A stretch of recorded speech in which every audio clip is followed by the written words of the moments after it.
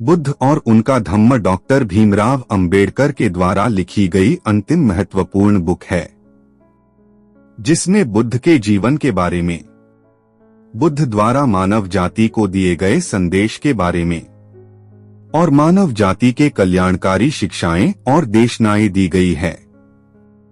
बुद्ध के कल्याणकारी विचारों को सुनकर कई राजाओं और राजाओं के पुत्रों ने बुद्ध के धम्म को ग्रहण किया, जिनमें वाराणसी के कुलीन परिवार के यश, वाराणसी के काश्यपों के पुत्र और सारिपुत्र और मौदगल्याण की धर्म दीक्षा, कुलीनों और धार्मिकों का धर्मांतरण, एक यश का धर्मांतरण।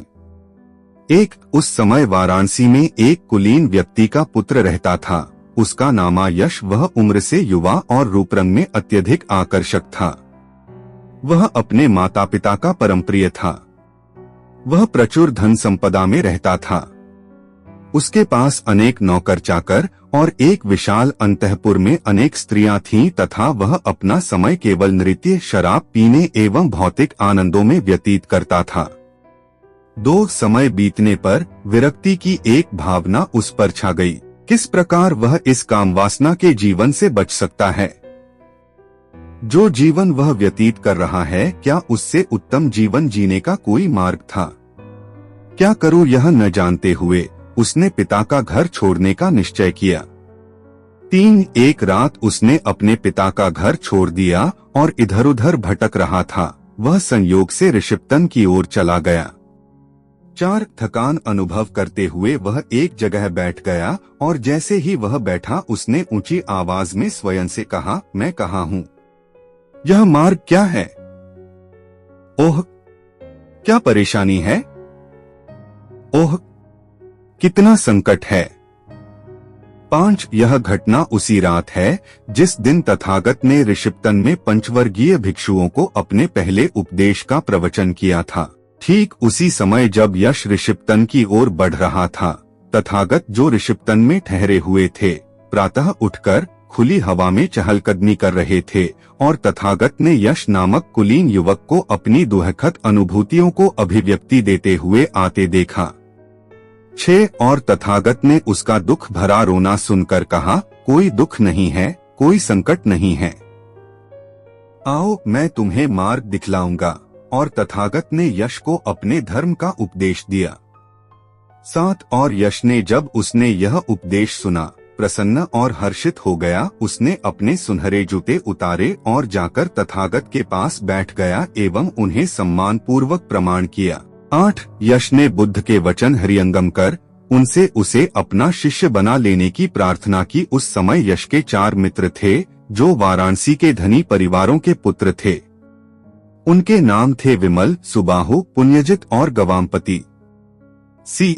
10 जब यश के मित्रों को ज्ञात हुआ कि यश ने बुद्ध और उनके धम्म की शरण ले ली है, तो उन्होंने सोचा कि जो यश के लिए अच्छा है, अवश्य ही उनके लिए भी अच्छा होगा। 11 वे यश के पास गए और उससे कहा कि वह उनकी ओर से बुद्ध से निवेदन करे कि वे उन्हें अपने शिष्यों के रूप में स्वीकार कर लें। 12 यश सहमत हो गया और वह भगवान बुद्ध के पास गया और कहा, कृपया तथागत मेरे इन 4 मित्रों को धर्म का उपदेश देकर कृतार्थ करें। भगवान सहमत हो गए और यश के मित्रों ने धर्म की शरण ली। 2 काश्यपों का धर्मांतरण। 1 वाराणसी में काश्यप परिवार नामक एक परिवार रहा करता था। परिवार में 3 पुत्र थे। वे अत्यंत उच्च शिक्षित थे और कठोर धार्मिक जीवन व्यतीत करते थे। कुछ समय पश्चात ज्येष्ठ पुत्र ने संन्यास ग्रहण करने की सोची। तदनुसार उसने अपना घर त्याग दिया, संन्यास ग्रहण किया और उरुवेल की दिशा में चला गया, जहां उसने अपना आश्रम स्थापित किया। 3 उसके 2 छोटे भाइयों ने उसका अनुसरण किया और वे भी सन्यासी बन गए। 4 वे सभी अग्निहोत्री या अग्नि के उपासक थे। वे जटिल कहलाते थे क्योंकि वे लंबी जटाएं रखते थे। 5 तीनों भाइयों में से एक काश्यप कहलाता था, उरुवेल काश्यप, दूसरा नदी काश्यप, नदी अर्थात निरंजना का काश्यप, और गया काश्यप, गया गांव का नाम के नाम से जाने जाते थे। 6 इसमें से उरुवेल काश्यप 500 जटिल थे, नदी कश्यप के 300 और गया काश्यप के पास 200 जटिल थे। 7 इनमें से उरुवेल काश्यप की ख्याति दूरदराज तक फैली हुई थी। उसके विषय में जाना जाता था कि उसने जीते जी मुक्ति प्राप्त कर ली है। दूर दूर स्थानों से लोग उसके आश्रम में आते थे जो फल्गु नदी के तट पर स्थित था। 8 भगवान बुद्ध ने उरुवेल काश्यप के नाम और ख्याति के विषय में ज्ञात होने पर अपने धर्म का उपदेश उसको देने और यदि संभव हुआ तो उसको अपने धर्म में धर्मांतरित करने की सोची। 9 उसका पता ठिकाना जानने के पश्चात भगवान बुद्ध उरुवेल के पास गए। 10 तथागत उससे मिले और उसे शिक्षित करने एवं दीक्षित करने का एक योग्य अवसर चाहते हुए बोले, यदि यह तुम्हें अरुचिकर न हो तो काश्यप मुझे एक रात अपने आश्रम में रहने दो। 11 मैं इससे सहमत नहीं हूँ, काश्यप ने कहा। मुचलिंद नामक एक जंगली नागराज है जो इस स्थान पर शासन करता है। वह भयानक शक्तियों का स्वामी है। वह अग्नि पूजा अनुष्ठान करने वाले सभी तपस्वियों का भयंकर शत्रु है। वह रात में उनके आश्रमों में आता है और उन्हें बड़ी हानि पहुंचाता है। मुझे भय है कि वह तुम्हें भी वही हानि पहुंचाएगा जैसी वह मुझे पहुंचाता है। 12 काश्यप नहीं जानता था कि नाग लोग तथागत के मित्र और अनुयायी बन चुके थे, किंतु तथागत यह जानते थे। 13 आठ तथागत ने अपने आग्रह पर जोर देते हुए कहा, बहुत संभव है कि वह मुझे कोई हानि नहीं पहुंचाएगा। कृपया काश्यप मुझे एक रात के लिए अपनी अग्निशाला में एक स्थल की अनुमति दे दो। 14 काश्यप अनेक कठिनाइयों का वर्णन करता रहा और तथागत अपने आग्रह पर जोर देते रहे। 15 तब काश्यप ने कहा, मेरा चित्त कोई विवाद नहीं चाहता, केवल मेरे पास मेरे भय और आशंकाएं हैं, किंतु जैसा आपको अच्छा लगे वैसा करें। 16 तथागत ने तत्काल अग्निशाला में प्रवेश किया और अपना आसन ग्रहण किया। 17 नागराजा मुचलिंद अपने सामान्य समय पर कक्ष में आया, किंतु काश्यप को पाने के बदले उसने तथागत को उसके स्थान पर बैठे पाया। 18 मुचलिंद ने भगवान को बैठे देखा, उनके मुख को शांति और गंभीरता से देदीप्यमान होता पा, ऐसा अनुभव किया जैसे वह एक महान दिव्य पुरुष के समक्ष है, और अपने सिर को झुकाते हुए तथागत की पूजा करनी प्रारंभ कर दी। 19 उस रात काश्यप की नींद इस विचार से कि उसके अतिथि के साथ क्या घटित हुआ होगा अत्यधिक बाधित रही थी। 8 वह अनेक आशंकाओं के साथ सुबह उठा इस बात से डरते हुए कि उसका अतिथि संभवतः जला ही दिया गया हो। 20 तब काश्यप और उसके अनुयायी सुबह की रोशनी में एक साथ देखने के लिए गए। भगवान को मुचलिंद द्वारा हानि पहुंचाते हुए देखने की बात तो दूर, उन्होंने मुचलिंद को भगवान की पूजा करते हुए पाया। 21 यह दृश्य देखते हुए काश्यप ने महसूस किया कि वह एक महान चमत्कार प्रातिहार्य देख रहा है। 22 इस चमत्कार से प्रभावित काश्यप ने तथागत से उसके समीप ही ठहरने का आग्रह किया और उनकी देखभाल करने का वचन दिया। 23 तथागत ठहरने को सहमत हो गए। 24 दोनों के भिन्न उद्देश्य थे। काश्यप का उद्देश्य मुचलिंद नाग के विरुद्ध संरक्षण प्राप्त करना था। भगवान बुद्ध ने सोचा कि एक दिन काश्यप उन्हें अपने धर्म को प्रस्तुत करने का अवसर देगा। 25 किंतु काश्यप ने ऐसी कोई रुचि नहीं दिखलाई। उसने सोचा कि भगवान बुद्ध केवल एक चमत्कार करने वाले हैं और उससे ज्यादा और कुछ नहीं। 26 एक दिन भगवान बुद्ध ने स्वयं ही पहल करने की सोची और काश्यप से पूछा, क्या तुम एक अरहत हो? 27 यदि तुम एक अरहत नहीं हो तो यह अग्निहोत्र तुम्हारा क्या कल्याण करने वाला है? 28 काश्यप ने कहा, मैं नहीं जानता हूँ कि एक अरहत होना क्या होता है, क्या आप स्पष्ट करेंगे? 29 तब भगवान ने काश्यप से कहा, एक अरहत वह व्यक्ति है जिसने उन सभी मनोविकारों को विजित कर लिया है, वह अरहत है। अग्निहोत्र एक व्यक्ति का उसके पापों से परिमार्जन नहीं कर सकता। 31 काश्यप अभिमानी व्यक्ति था, किंतु उसने भगवान बुद्ध के तर्क की शक्ति को अनुभव किया। अपने चित्त को नम्रशील और सुनमय बनाकर यहाँ तक कि अंततोगत्वा उसे सद्धर्म का वाहक बनने योग्य तैयार कर उसने स्वीकार किया कि उसकी दरिद्र बुद्धि की तुलना विश्व सम्मानित बुद्ध की बुद्धि से नहीं की जा सकती। 31 और इस प्रकार आखिरकार कायल होकर विनम्रता पूर्वक निवेदन करते हुए उरुवेल काश्यप ने भगवान के धर्म को स्वीकार कर लिया, उनका शिष्य बन गया। 32 अपने गुरु का अनुसरण करते हुए काश्यप के अनुयायियों ने ईमानदारी से विनम्र क्रमशः सद्धर्म की शिक्षा ग्रहण की। इस प्रकार काश्यप और उसके सभी अनुयायी पूर्णतया धर्मांतरित हो गए थे। 33 तब उरुवेल काश्यप ने अपनी सभी वस्तुओं और अपने सभी अग्निहोत्र करने के बर्तन उठाकर एक साथ नदी में फेंक दिए, जो धारा की सतह पर तैरते हुए बह गए। 34 जो नदी और गया के आगे की ओर रहते थे, वस्त्रों और शेष सामानों को बेतरतीब बहते हुए देखकर बोले, यह हमारे भाई का सामान है, क्यों उसने उन्हें फेंक दिया है? कोई महान परिवर्तन हुआ है। और वे अत्यंत दुखी और बेचैन हो गए थे। दोनों प्रत्येक 500 अनुयायियों सहित अपने भाई को खोजने के लिए नदी के ऊपर की ओर बढ़े। 35 अपने भाई और उसके सभी अनुयायियों को अब श्रमणों के समान वस्त्र धारण किए हुए देखकर उनके मन में अपरिचित विचार आए और उन्होंने कारण जानने का प्रयास किया। उरुवेल काश्यप ने बुद्ध के धर्म में अपने धर्मांतरण की कहानी उन्हें बताई।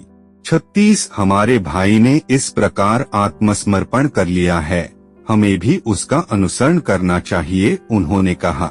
37 उन्होंने अपनी इच्छाएं अपने ज्येष्ठ भाई के समक्ष व्यक्त की। तब दोनों भाई उनके सभी अनुयायियों के समूह के साथ एक अग्निहोत्र धर्म की तुलना स्वयं अपने धर्म के साथ करने के उद्देश्य से भगवान के उपदेश को सुनने के लिए उनके समक्ष लाए गए। 38 दोनों भाइयों को अपने उपदेश में भगवान बुद्ध ने कहा, जब तक भ्रमित विचार होते हैं, अविद्या का काला धुआं उत्पन्न होता है। जिस प्रकार लकड़ी द्वारा लकड़ी रगड़े जाने पर अग्नि उत्पन्न होती है। 39 काम, क्रोध और भ्रांति ये अग्नि के समान हैं और ये अन्य सभी वस्तुओं को भस्म कर डालती हैं, जो संसार में दुख और शोक का कारण बनती है। 40 यदि एक बार इस मार्ग को पा लिया जाए और काम, क्रोध एवं भ्रांति समाप्त हो जाएं, तब इसके साथ दृष्टि, ज्ञान और पवित्र आचरण का जन्म होता है। 41 आखिर जब व्यक्ति को अकुशल कर्मों के प्रति घृणा उत्पन्न हो जाती है, तो उससे तृष्णा का क्षय हो जाता है। तृष्णा के समाप्त होते ही व्यक्ति श्रमण बन जाता है। 42 उन महान ऋषियों ने उनको सुनकर अग्नि पूजा के प्रति उन्हें सर्वदा के लिए उपेक्षा हो गई और बुद्ध के शिष्य बनने की इच्छा व्यक्त की।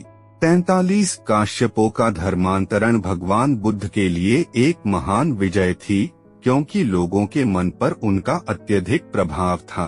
3 सारिपुत्र और मौदगल्यापन की धर्म दीक्षा। 1 जब भगवान बुद्ध राजगृह में थे, तो वहाँ संजय नामक एक प्रसिद्ध व्यक्ति परिव्राजकों के एक विशाल समूह के साथ रहता था, जिनकी संख्या 250 थी। वे उसके शिष्यों के रूप में रहते थे। 2 उसके शिष्यों में 2 ब्राह्मण युवक सारिपुत्र और मौदगल्यापन थे। 3 सारिपुत्र और मौदगल्यापन संजय की शिक्षाओं से संतुष्ट नहीं थे और किसी बेहतर धर्म की तलाश में थे। 4 एक दिन की बात है कि पंचवर्गीय भिक्षुओं में से अश्वजित नामक एक भिक्षु पूर्वाहन की बात है, अपने भिक्षा पात्र लेकर और चीवर पहन भिक्षा के लिए राजगृह के नगर में प्रवेश किया। 5 सारिपुत्र अश्वजीत के ओजस्वी आचरण का अवलोकन कर रहे थे और उससे प्रभावित हुए थे। भिक्षु अश्वजीत को देखकर सारिपुत्र ने सोचा, निःसंदेह यह व्यक्ति उन भिक्षुओं में से एक है जो संसार में यशस्वी व्यक्ति हैं। यह कैसा हो यदि मैं इस भिक्षु के समीप जाऊं और उनसे पूछें किसके नाम से मित्र। तुमने संसार का त्याग किया है। तुम्हारा गुरु कौन है? तुम किसके धर्म को मानते हो? 6 इस समय सारिपुत्र ने सोचा, इस भिक्षु से कुछ पूछने का यह उचित समय नहीं है। वे भिक्षा के लिए एक घर के भीतरी आंगन में प्रवेश कर चुके हैं। यह कैसा हो यदि मैं इस भिक्षु का उस मार्ग के अनुसार धीरे धीरे पीछा करूं, जिसे उन लोगों ने मान्यता प्रदान की है जो कुछ पाना चाहते हैं। 7 भिक्षु अश्वजीत राजगृह में अपना भिक्षाटन समाप्त कर चुकने के पश्चात प्राप्त भोजन सहित वापस लौट गए। तब सारिपुत्र उस स्थल पर गए जहां भिक्षु अश्वजीत थे। उनके समीप जाकर उन्होंने अभिवादन किया और कुशलक्षेम पूछकर वे उनकी बगल में खड़े हो गए। 8 उनकी बगल में खड़े हुए परिव्राजक सारिपुत्र ने भिक्षु अश्वजीत से कहा, मित्र, आपका मुखमंडल शांत है, आपका स्वरूप पवित्र एवं उज्ज्वल है। किसके नाम पर मित्र तुमने संसार का त्याग किया है? तुम्हारा गुरु कौन है? तुम किसके धर्म को मानते हो? 9 अश्वजीत ने उत्तर दिया, मित्र, शाक्यकुल के एक महान श्रमण है। इन तथागत के नाम पर मैंने संसार का त्याग किया है। यही तथागत मेरे गुरु हैं और इन्हीं तथागत का यहाँ धर्म है जिसका मैं अनुसरण करता हूँ। 10 और आदरणीय भिक्षु, धर्म क्या है जिसे आपके गुरु मानते हैं और वह तुम्हें क्या उपदेश देते हैं? 11 मित्र, मैं एक नया शिष्य हूँ। मित्र, मैंने अभी कुछ ही समय पहले प्रव्रज्ञा ग्रहण की है और मैंने हाल में इस धर्म और विनय को अपनाया है। मैं विस्तार पूर्वक आपको धर्म की व्याख्या नहीं कर सकता हूँ, किंतु मैं संक्षेप में आपको बताऊंगा कि इसका अभिप्राय क्या है। 12 तब परिव्राजक सारिपुत्र ने भिक्षु अश्वजीत से कहा, मित्र, ऐसा ही सही, जैसा आप चाहें कितना भी अधिक या कितना भी कम मुझे बताएं, किंतु मुझे उसका सार बताएं। मैं केवल सार जानना चाहता हूँ। बहुत ही अधिक शब्दों की क्या आवश्यकता है? 13 तब भिक्षु अश्वजीत ने बुद्ध की शिक्षाओं का सार सारिपुत्र को स्पष्ट किया और सारिपुत्र पूर्णतया संतुष्ट हो गया था। 14 सारिपुत्र और मौदगल्यापन यद्यपि भाई भाई नहीं थे, लेकिन वे दोनों भाइयों के समान रहते थे। इस प्रकार परस्पर उन्होंने एक दूसरे को वचन दे रखा था कि जो पहले सत्य को प्राप्त करता है वह दूसरे को भी उसके विषय में बता लाएगा। यह उनकी परस्पर वचनबद्धता थी। 15 तदनुसार सारिपुत्र उस स्थान पर गए जहां मौदगल्यापन थे। उन्हें देखकर मौदगल्यापन ने सारिपुत्र से कहा, मित्र, तुम्हारी मुखाकृति शांत है, तुम्हारी छवि पवित्र और उज्ज्वल है। तब क्या तुम वास्तव में सत्य तक पहुंच चुके हो? 16 हाँ मित्र, मैंने सत्य को जान लिया है। और कैसे मित्र? तुमने ऐसा क्या किया है? तब सारिपुत्र ने उनको वह सब बताया जो उनके और अश्वजीत के मध्य घटित हुआ था। 17 तब मौदगल्यापन ने सारिपुत्र से कहा, आओ मित्र, हम चलें मित्र और तथागत से मिलें, जिससे कि वे तथागत हमारे रास्ता बने। 18 सारिपुत्र ने उत्तर दिया, मित्र, हम लोगों के कारण ही ये 250 परिव्राजक यहाँ रहते हैं और वे हम लोगों का ही सम्मान करते हैं। आओ हम छोड़कर जाने से पहले उन्हें सूचित कर दें, वे जैसा उचित समझेंगे वैसा करेंगे। 19 तब सारिपुत्र और मौल्यापन उस स्थान पर गए जहां वे लोग थे। उनके निकट जाकर उन्होंने उनसे कहा, मित्रों, हम तथागत की शरण ग्रहण करने जा रहे हैं। वे तथागत हमारे शास्ता गुरु हैं। 20 उन लोगों ने उत्तर दिया, आप लोगों के कारण ही हम यहाँ रहते हैं और हम आपको ही मानते रहे हैं। यदि आप लोग महाश्रमण के अधीन पवित्र जीवन व्यतीत करेंगे तो हम सब भी यही करेंगे। 21 तब सारिपुत्र और मौल्यापन उस जगह पर गए जहां संजय थे। उनके निकट जाकर उन्होंने कहा, मित्र, हम तथागत की शरण ग्रहण करने जा रहे हैं, वह हमारे शास्ता हैं। 22 संजय ने उत्तर दिया, नहीं मित्रों, मत जाइए, हम तीनों मिलकर इन सब की देखभाल करेंगे। 23 और दूसरी तथा तीसरी बार भी सारिपुत्र और मौदगल्यापन ने यही बात कही और संजय ने पहले के समान उत्तर दिया। 24 तब सरिपुत्र और मौदगल्यापन ने अपने साथ 250 परिव्राजकों को लेकर राजगृह में वेलुवन को गए, जहाँ तथागत विराजमान थे। 25 तथागत ने उन्हें देखा। सारिपुत्र और मौदगल्यापन दूर से आ रहे थे। उन लोगों को देखकर उन्होंने भिक्षुओं को इस प्रकार संबोधित किया, भिक्षुओं, ये दो साथी आ रहे हैं।